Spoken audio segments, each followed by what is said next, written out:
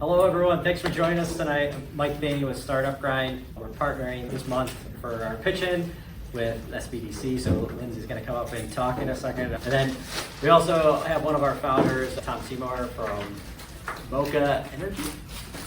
Just a couple quick announcements for Startup Grind. Show of hands, how many people have been to a Startup Grind event before? How many first-timers? How many people here are founders or aspiring founders? All right, good. All right, this is awesome. All right, so for those not too familiar with Startup Grind, our goal is to connect the local startup community, to inspire, educate, and build more connections to help grow.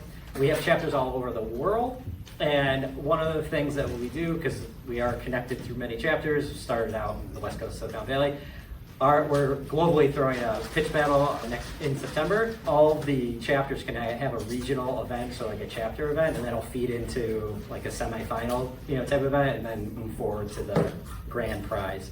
That grand prize, there's a conference out in Silicon Valley every year that Startup Grind does globally, and I think that's an April timeframe. So the winners of this overall pitch battle will be able to pitch on the main stage at that event and get free tickets and passes.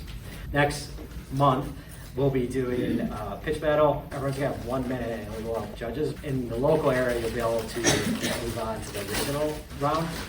Follow our newsletter if you have any questions like where to apply, how to apply. Sorry I don't have it in the link here, but we'll get more serious as we move up the rounds.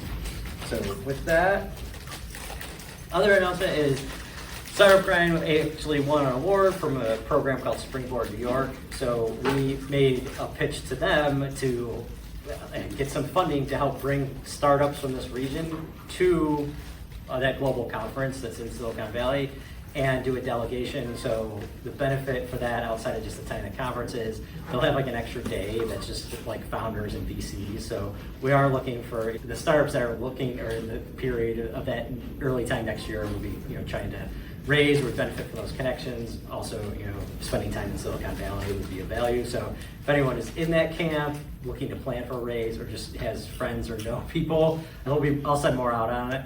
But we're going to consider participating in these events as kind of like qualifiers for that, and then there'll be another pitch battle closer to that time.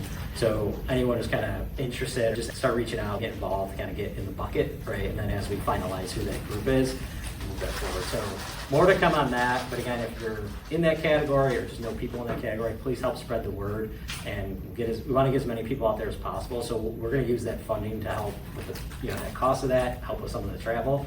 We'll also look for, again, if anyone wants to sponsor and help get more startups there, we'll keep adding to that bucket as much as we can. So more to come on that. Then the last thing, in October will be AI month for Startup Grind again globally. The founders of Startup Grind have a podcast called Divot about making your impact on the world. They're partnering with Mayfield, so they're actually putting together a change maker list for AI, and they're taking nominations, right? So that's where another thing is, if anyone is working on AI, making a difference in AI, want to be able to nominate them. If you want me to help and submit and write with you, just come reach out to me. Again, this is a global ask, so we want to get as many people in our region on that list or on the top of that list as possible, kind of show how great our region is. Also, if you just know somebody you think should be on the list, happy to do some of the homework and kind of write up the submission. So hopefully everyone here can think of names there. Feel free to send them my way. With that being said, I'll ask Lindsay if she could come up and just do a quick overview of SBDC. Then we'll hand over to Tom before the first startup comes. Okay. So. Good evening, everybody. For those of you who don't know me, my name is Lindsay Ward. I'm the Regional Director of the SUNY Brockport Small Business Development Center. Who here has heard of us?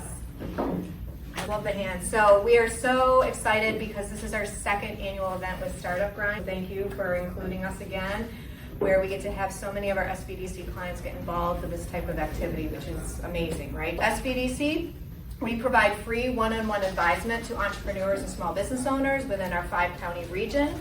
Business advisors, can you raise your hand? We have Chloe and we have Chris here tonight, so feel free to connect with them to get any more information on the advisement aspect. We can meet by phone, virtually, at our office location, which is 2 blocks down in the downtown SUNY Brockport ROC building. We're really close by. So feel free to connect with Chris or Chloe tonight if you have any specific questions or interested in advisement. The other big thing we do is we do some really fantastic events. For those of you who are connected through social media, it is Brockport Small Business Development Center. You should be connected with us, follow us, because that's where we post all of our upcoming events. We have Fast Track to Business Ownership. That is going to be in the middle of September. So it's a 3-day course, 20 hours on how to start your own business. So it's a lot of crunch. You're going to come out with your eyeballs rolling around because there's so much information, but we've only gotten some 5-star reviews for the course. So if that's of interest for you, just let me know. The other big event is where I'm going to need all of you. I'm going to need all of you in this room to come. It's called Innovate Her. And what it is where we have students from all the universities in the area are invited. And you have the opportunity to connect with those students and mentor, as well as big networking opportunities just among industry leaders. So that is also on our social media. Please register. We are in need of industry leaders in the room to help our students and also to help build our connections. And we all have SBDC clients in the room as well that could also connect with you. So that will be September 25th from 5 to 7 p.m. and it's at FLXAI right here in town. So please connect with us and see how we can support and help your businesses. Yes? What I tell the men in this room and I tell men in the community, it's better as a male to show up to these events than not be there. So my question, is it female founders or is It's open. All of our events that we host are open to all community members because we are government taxpayer supported. So is it mostly for the students? I saw that the other day. Is it mostly for the students, or you just said it's open to anybody? It's kind of a twofold networking event. I say a very strong empowerment speech, only 5-10 minutes. Our SUNY Vice Chancellor, Chris White, is planning on attending as well, and he may speak, but really the rest of the evening is just networking. So you'll have the opportunity to network with other industry leaders, as well as students who could be future employees, building their network. You never know where they're gonna land. 89 went last year. Thank you for that. September 25th, 5 to 7 p.m. at FLXAI. Please register. I've been sharing with some of the folks here in the room. The first Innovate Her, I had 30 women in the room, and I spoke to them and got some really great information on their experiences working in the tech industry, which is a pretty tough industry to work in as a female. The second event, I had over 100 community members show up, and that was at Strange Bird Brewery. Our last event was just out here in this lobby with over 180 registrants. So it is definitely growing and building. So we hope we have enough space, but I think we'll handle it, we'll figure it out. So I love the popularity of the event. All right, I'm gonna step away, your sponsor, and then I'll introduce the presenters.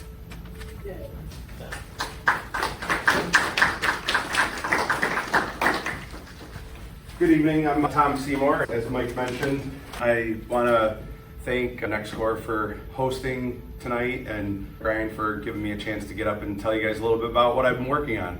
So, fun fact, I'm a graduate of SUNY Brockport, class of 2003. We appreciate your tuition. Yes, I made an extra, I think, 1.5-year contribution. Another fun fact, Mike and I have known each other since first grade. I grew up in Shiloh, and we went to private Catholic school together, St. Pius, over on Shiloh Avenue, so we've known each other practically our whole lives. Class is this weekend, if anyone wants to.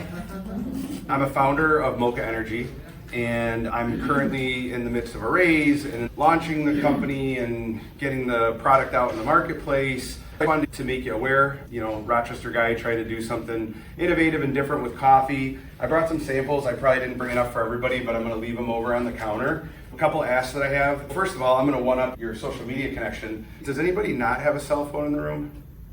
Okay, see your cell phones? Do you guys all have cell phones? All right, so I'm a LinkedIn junkie. That's where I like to post. But we do have social media on all platforms. So if you want to open up LinkedIn or Instagram or Facebook and search for Mocha Energy and follow the page for me, because that makes a huge amount of impact. I say this at every group, whether I'm wearing my Mocha hat or not. Liking and sharing and following and supporting digitally is a huge, huge lift for any business in the room. And don't ever be ashamed to ask people to do that. And sometimes you have to be as intentional as I just was, because most times if you just say like, hey, look for us on social media, none of you guys will do it. So I think I just saw at least half of you go and follow the page. So that's great, that's a win. The other thing is on our website right now, we're selling coffee. The product is actually a coffee bean bar. It looks like this. It's clean label and functional. I'm not going to go through all the product claims because we'd be here forever, but it's good for you, it's caffeinated, it's the equivalent of 1 cup of coffee. These are the same beans that I use to make this bar.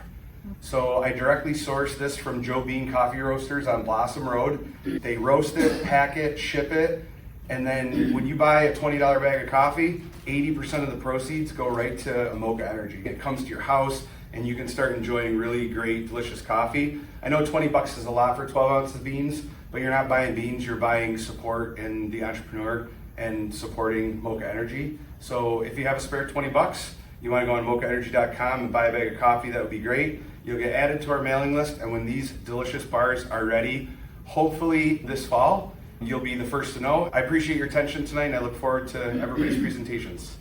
Thank you. All right, so our first presenter, Alicia, I want to say your last name correctly. Zoe Koulouris. Koulouris. She is the business owner of Transform with Irony. Well, I'm Zoe Koulouris. I'm the founder of Transform with Irene, and I'm here to share my story, to introduce my new company. And I'm not raising money right now, but I'm looking for feedback and really introductions to anyone who might benefit from my services. So, starting with what brought me here today to start Transform with Irene. I started off my career working in healthcare software for about 5 years, and then took the leap in 2016 to start a software consultancy. It was successful. We grew it over 6 years with my co-founders to 25 people and dozens of clients. And then we eventually were acquired by one of our clients who was riding the wave of crypto growth in 2022. It was a good opportunity for our whole team to ride along that wave. And it was an exciting time at first. I came on as the Vice President of Product Development at 43% headcount growth. 18 months later, we had gone through 2 rounds of layoffs, 3 CTOs, and ultimately it was my job to keep the teams performing, delivering. And I don't know if you guys can relate to that, if you've been in an organization like that or can identify a company at that profile. But so my colleagues and I, we implemented a number of operational fixes. I'm sure you've heard of EOS and Scrum, and we were monitoring our KPIs, and I think we've seen some improvements, but there was still misalignment, and that's really what I was intrigued by. So I left and I studied with a behavioral science company, Grinnell Leadership, and I spent the year, and one of my biggest takeaways really is a shift in my own perspective. I realized that what felt really personal to me about those challenges was a larger pattern in high growth organizations, especially in tech. And so I really wanted to focus on that opportunity and identify how I could solve it. So as I reflected on that and my own experience, I think I got to the root of the problem, and that's the human system collapses when there's a bottleneck in information flow.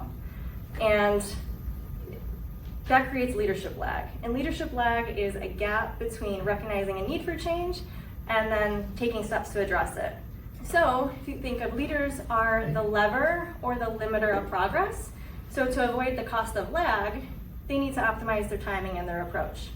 Well, we address that by cultivating awareness, alignment, and accountable action to avoid the denial and analysis paralysis that contributes to that lag, and ultimately can contribute to catastrophic loss. So there are plenty of consultants and coaches and frameworks and AI that help with that, like that mechanical, systematic growth and better operations, which is important, but you still need the human system. You need the buy-in and the stakeholder management and the participation for those inputs. And in my experience, this misalignment seems to really hit technical leaders and technical implementers especially hard, because they're expected to execute shifts in product priorities and implementing these new systems without that training to lead people through it or the support. So that leads to burnout, turnover, and stalled innovation. And then we look at the product metrics. It's like, when you see your product metrics struggling, really, is that performance because of the product, or is it a symptom of the human system failing? That's where I think there's the biggest leverage for change. And so how can we support leaders to take advantage of that leverage. Well, this raised a question for me. I mentioned that I needed to step out of the environment to look at this. And so can an objective person look at the situation and find the leverage point in the human system to create a thriving organization that can adapt to change? And so if you think about in systems, any system, including a human system, you can intervene at certain points that are higher leverage than others. And so talking about information flow, we operate at the point of where there's friction in information flow, which is the fulcrum between the effort on the left here in the human systems to the output that you want, which is really your goal achievement. And so the idea is with a little bit of effort in the right places, you can achieve much greater results. And so our solution focuses on that, finding ways for leaders to improve their timing and their approach to any situation. And so that's why I created Transform with Irini. Irini is the Greek word for peace, and so that is really what grounds the whole mission to support leaders in navigating uncertainty and creating vitality, focusing on the human system and serving as a catalyst for harmonious transformation. So let's take my client, Moha, from the National Housing Trust as an example. She's a senior manager of policy, and so she's a domain expert growing into a people manager. Her whole department was shaken up, and so she needed to start advocating for her role in a way that was completely new for her. And so thinking about the awareness, alignment, accountability framework, this program that we went through started out with expanding awareness. So I did a 360 process with her, interviewed 10 of her colleagues, and then facilitated that feedback anonymously to her. And then for the alignment section, we built a custom coaching plan based on feedback, involved her manager into the process in some of our sessions. And then the accountability was really about giving her challenging assignments like looping back with all the people who gave her feedback to get more clarity and creating a safe environment through confidential appointments to allow her to work through those. And all of this is in the context of her personal situation and the organization's purpose. I'm not going to read this, but we worked together for 4 months, and she felt empowered to advocate for herself and start working with a new executive director when they hired that person. So aside from coaching, tailored coaching, we work on programs that are organization-wide, including experiential workshops and organizational development consulting for teams. So I mentioned that I studied with Grinnell Leadership, Dr. John Grinnell, for a year. And so in order to do this larger work right now, I've partnered with them. And so I think that's a really important aspect of the work that I do, because you can't lead change without understanding human behavior and the behavioral science of change. So my clients can now benefit from this expanded team and their experiential workshops that they've been doing for 30 years. My coaching packages, the initial product offering, vary in intensity. The Jumpstart coaching program is what I mentioned, where my clients can go to the Grinnell Leadership Jumpstart program, which is a 4-day intensive offsite with 12 other leaders from different companies. And we also offer organizational development packages. Team Trust is for a 4-day, similar to the Jumpstart, but for an intact team. Decathlon is for 12 rising leaders, and the Org Scan is a company-wide feedback analysis that is then used in an executive strategy retreat. Our programs are ideal for leaders in transition, founders, executives stepping into new roles or navigating change, and high potential talent that can be sponsored by a decision maker and organization to help them grow in their role. And they work for a variety of situations, so I'd really love to narrow this down and get feedback. But startups navigating growth, so medium-sized companies. This is just a summary of what we talked about.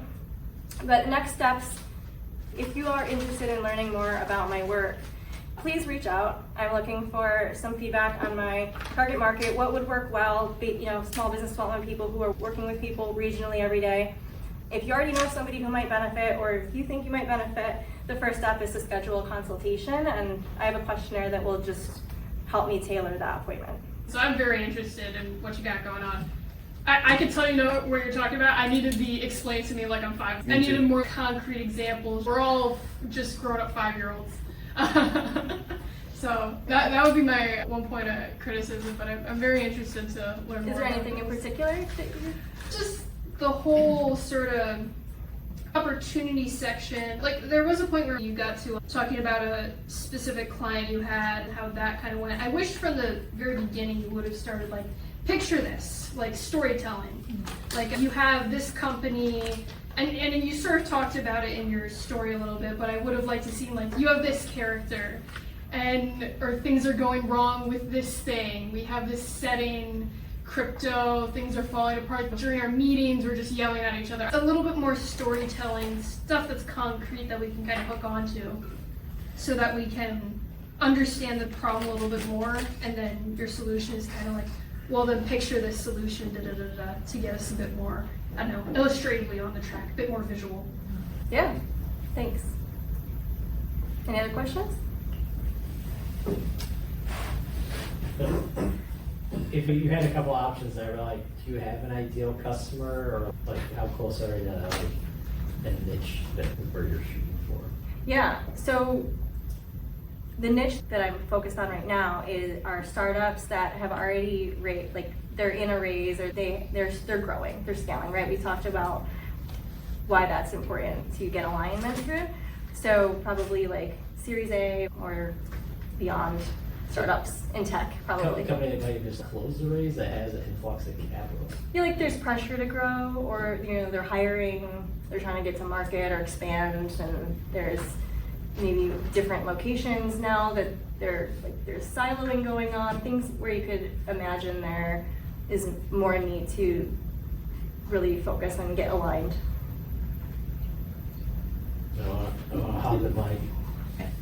Suggestion, have you thought about doing any type of workshop-based leadership programs? Number one, that would market you a little bit heavier. Maybe there's a no-cost workshop where you invite people in, and again, they're connecting with you, you're seeing the program, but you're also providing, even on a surface level, some leadership aspects. Just food for thought on that. I would love to do that. I kind of did a beta-ish phase this year with Moho I talked about.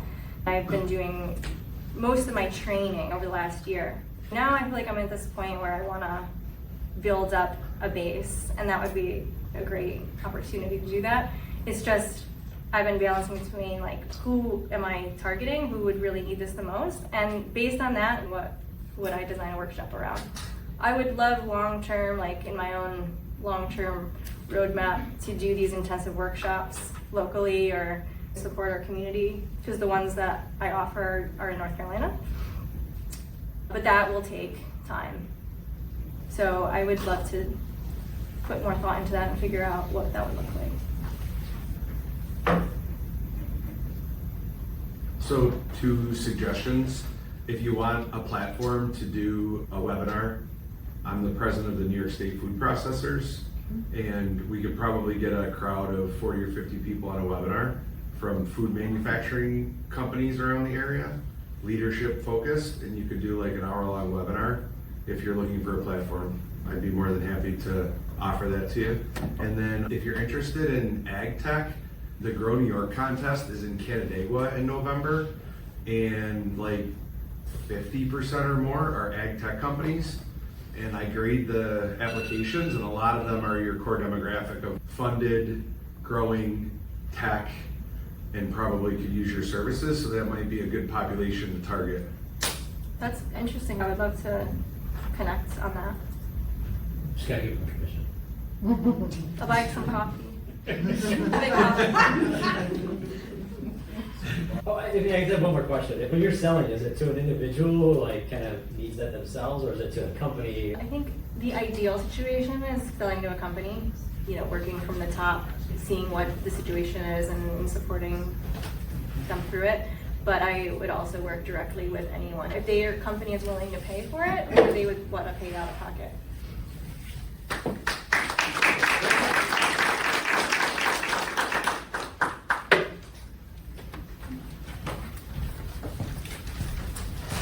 All right, our next presenter My presentation is a little bit different than what we've heard so far from my friends. Adventure is called Tavern and Game Rooms. I am a game master, dungeon master at Millennium Games at the moment, and I have been playing role-playing games since I was very young. I have found a niche, a thing to hopefully introduce to Rochester. So the pitch that I have, Adventures Called Tavern and Game Rooms is a fantasy-inspired tavern with rentable private game rooms for tabletop games such as Dungeons & Dragons, Pathfinder, and more. The tabletop role-playing game market has exploded in the past several years. I paused. Plug it back in. Hopefully. I didn't touch it, I swear.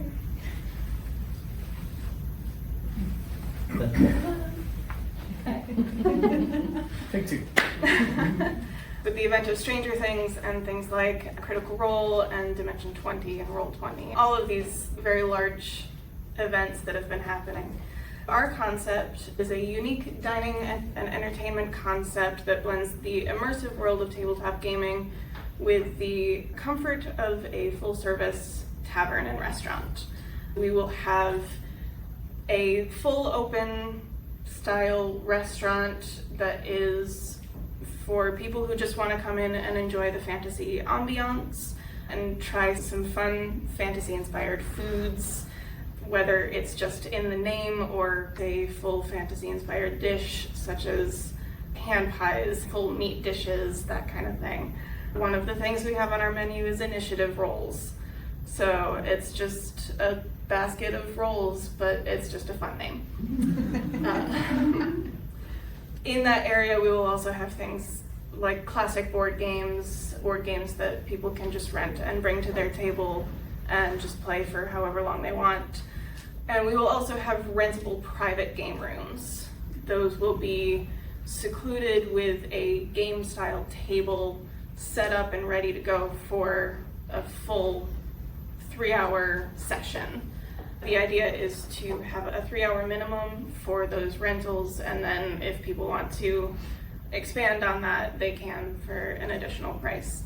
A full menu of themed food and drink offerings will complete the experience. All of our ingredients we do plan to source locally. My business partner is my head chef in the operation, so she's working on all of that for us. Our target audience includes a wide spectrum of customers, from families and casual diners to dedicated gaming groups looking for a reliable space to gather and play. The popularity of tabletop games continues to rise. We hope to be a hub for players seeking connection, creativity, and entertainment in a comfortable and welcoming environment. Our niche. The vision of tabletop gamers has always been one of just a group of friends around a table in their own home. However, not everyone has that access, especially in Rochester. We have a lot of colleges, so you have dorm rooms, people have small apartments. They want to get together, they want to play a game with people, but they just don't have the space. Local game stores like Millennium have solved that for some by hosting events and providing table space. However, in that larger space, you don't always get that nice, intimate ambiance. I had a player who wanted to have a very intimate moment with her sister in this game, and it's really hard to do in a large room with hundreds of other people also playing games. So we aim to provide the rentable private space to run those games, including the ability to really immerse players into whatever world they choose with access to speakers, maps, and backdrops. With the rooms being attached to the restaurant and tavern, this also takes the pressure off an individual hosting those games. Themed food and drinks can be brought right to the table so their game can continue to run smoothly and keep them immersed with that fantasy theme. We will also have rentable maps, dice, and miniatures to ensure that everyone is ready to play at any time.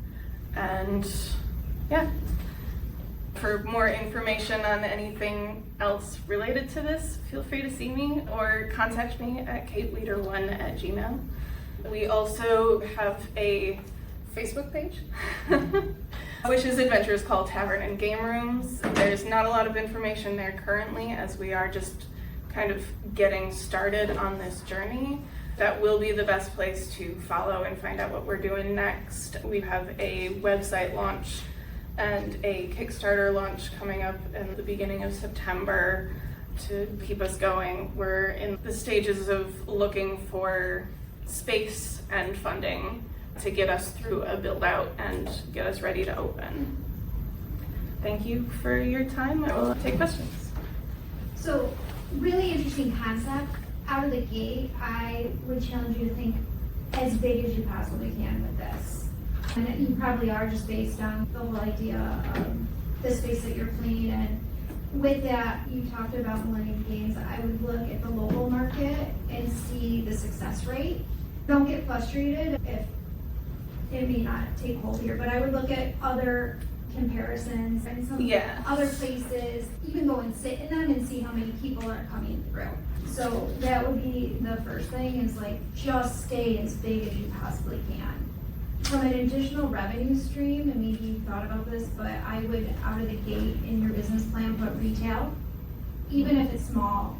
If you're able to sell games or sell memorabilia, not as big as Millennium or whatever, but just a small kiosk. Think of it like old school Planet Hollywood or what was that place, Hard Rock.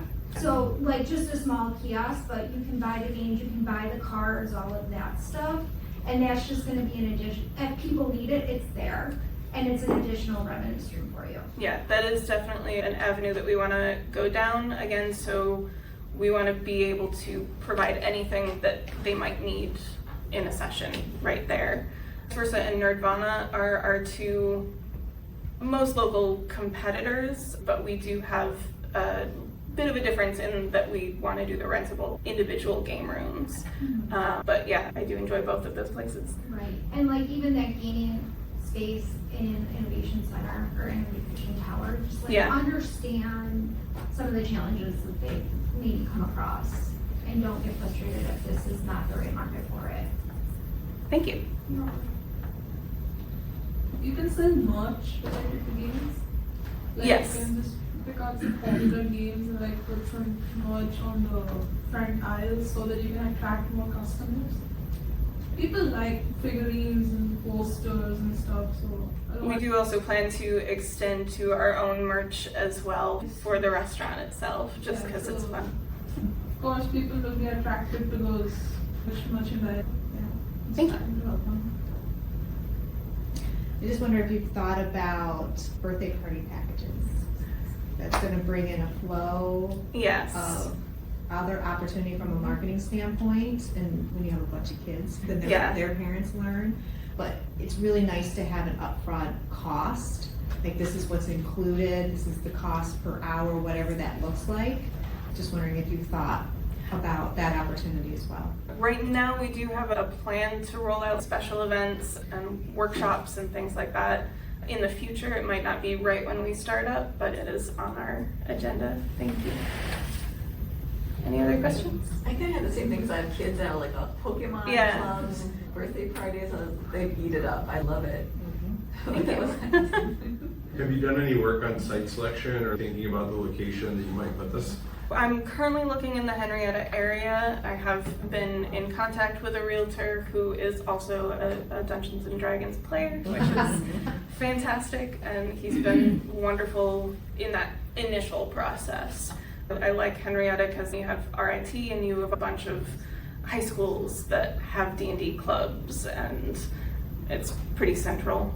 Yeah, I think you're in the right space in Henrietta, and just making sure that you're super tight on location, because I feel like businesses like this or in this realm, in that retail space, that location piece is super critical. Like there's a place called the Brick Lab out on 104, and they've struggled since day one because they're way out in the middle of nowhere. If that Brick Lab was somewhere else, they'd probably be crushing it. You said, I think we go one more, but I don't know if you thought about like there was an opportunity to kind of do like pop-ups, like before you have your own space, you can like do a takeover or do something in somebody else's space and just do it. Like, I don't know. Like, Yeah. It's something to think about. I do run a very small business called Mythic Imperfections, which I make resin dice and other tabletop game stuff. So I have been also kind of using that to start to promote this avenue as well. I feel like if you had this, like Halloween, if you had the stuff to decorate a booth at a place, it's like, Yeah. there's so many places that you can just pop in somewhere, do that for, like that one group. That's a good idea. I like that. All right, okay. I was thinking along the lines of like Rainforest Cafe, how they had the thunder and all that, like have the environment be maybe a corner is this game, with interactive theme. And then Yes. maybe you can have the waiters and waitresses dress up and act as the people in the games. And Yeah. that would attract a lot more people. Each of the game rooms themselves, though, will be like a different theme. So you'll have the ocean room, the forest room, those kind of things. And then our idea is to get like photo backdrops that you can slide across and change your backdrop to, again, really immerse your players. You gotta head over to Ellison Park and steal away some of those LARPers and have them come work for you in the Perfect. business. No more questions. Well, real quick, so I used to own Pop Rock. I don't know if you're familiar. It was the first comic book and cereal bar. So I mixed food with Oh, awesome. Amazing. Okay. culture. We did that successfully for 8 years, and I sold it eventually. And some of the things that I'd be happy to meet with you, but Yeah. I would definitely, like when you said things like Critical Role, who knows what Critical Role is? Okay, so very few people in this room know the terminology that you're Yeah. using. But if you said things like Critical Role that have succeeded over $20 million in blah, blah, blah. So when you're raising money, I would start to, because you are right, the Kickstarter gaming world has exploded. Billions and billions of dollars have been put into there. TCG games like Pokemon. I play Lorcana. Yeah. These games are getting like every week. People are packing these places full. There isn't enough room sometimes, right? Right. At Millennium for gaming. There's so much stuff going on. And so I think if you would address that and the amount of money that's coming into this world right now, I think would be huge for people who don't understand the lingo, because it's big. It's very, very big. One thing I would say is that what you're talking about is going to require a lot of space. Millennium is the largest gaming store in North America here in Rochester. So it's a huge resource for us locally, a lot of space. So you have to be very smart and strategic about how you're going to lay that out. Lastly, for your fundraising, Kickstarter is great because the gaming community is so involved in the Kickstarting world. Just make sure that you have those.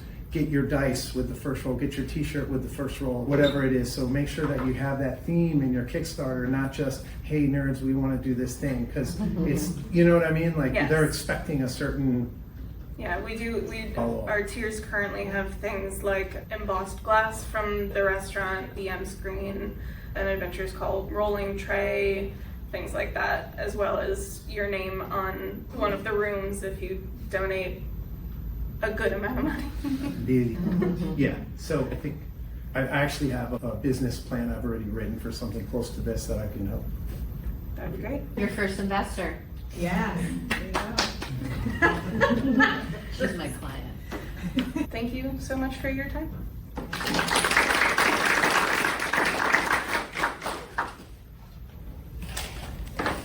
Caffeinated chocolate would be really good in that place too. Partner for the win, right? Also, I gotta say, this is good. Oh, thank you. Yeah, the cocoa beans are removed from the recipe, and whole coffee beans are what make up that product. So you're actually eating really finely pulverized coffee beans, like less than 30 micron size granules of coffee. So when you're bouncing off the walls, Gives you a good buzz. That's why I only did like the first little Yeah, row. that's why it's like- Call the presenter. Round of applause. And I want to say thanks for Lindsay, SBDC. Thanks, also, I didn't say before, thanks for NextCore for giving us the space. Thanks Tom for being our coffee sponsor. Appreciate that. If anyone else wants to sponsor us in any way, shape, or form, or join the team as a volunteer, we're always looking for help. I want to give one last special kind of like round of applause. We had two presenters come in with less than an hour's notice? Yeah. All right, and then as we close out, anyone else got any startup announcements, any events? We got Kate in the back. I Hi everyone, my name is Katie Malik. I am the managing partner of a company called Arrowhouse Group. We are a hyper growth scaling company, and we're getting ready to launch a survey in the Rochester region on companies and how they're scaling or their lack thereof. So over the last several years, as I've worked in Rochester, there's a number of great companies here, but a lot of them are at the verge of tipping over because of the lack of scaling talent in the region. We will be launching a survey that will be sent out to executives and business owners, the resources available for scaling companies in the region. If you're interested in either participating in that or getting that report that will probably come out in October, Thanks, everyone. NextCar also won a Springboard grant to build a business in a weekend using vibe coding AI tools. We'll do a bigger information session on it towards the end of September, but it'll probably be the last weekend of August or October. And the idea is to come hang out with us for the weekend and move with a viable SaaS business. All right, thank you, everyone. I'll be cleaning up. Feel free to grab some drink or snack as we're doing that. So thanks, everyone, for coming tonight. Hope to see you next month.